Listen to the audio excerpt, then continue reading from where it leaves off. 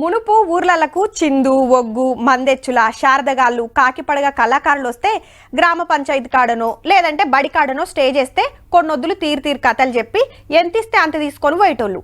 అట్లనే ఏ కళాకారునికైనా పాటలు వాడేటోళ్ళైనా డాన్స్ ఆడేటోళ్ళైనా ఓ స్టేజ్ కావాలి. అసొంటి పట్నంలో రవీంద్ర భారతి, హరిహర కళాక్షేత్రం, త్యాగరాయ గానసభ, శిల్పారామం ఇట్లా షాన్నే ఉన్నాయి. హగో అచ్చం అట్లనే ఓతాన సుత్తు ఉండాలని పనులు చాలు చేస్తే ఎంత రువ్వడిగా ఉరుకుతున్నాయంటే మీన్ చెప్పుడు కాదు కానీ మీరే చూడుర్రిగా.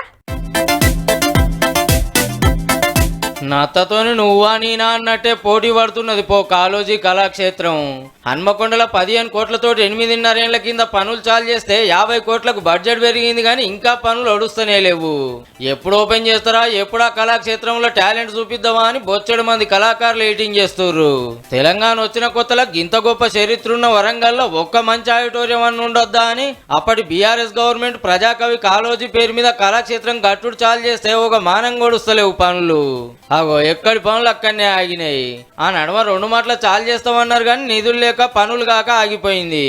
ఇది ఒక్కటే కాదుల్లో, అటు పోతన నగర్ లో పోతన విద్యాపీఠం కాడ ఇంకో ఆడిటోరియం అని చాలు చేస్తే ఇప్పుడు డంపింగ్ యార్డ్ కింద వాడకం చేస్తున్నారు. అఖండ ఆంధ్రప్రదేశ్ లో పోచం మైదానంలో కళాక్షేత్రం కడదామని శంకుబండలు వాతిరు గాని పిచ్చి చెట్లు మొలిచి మందు తాగేటోళ్ళకి అడ్డా అయింది.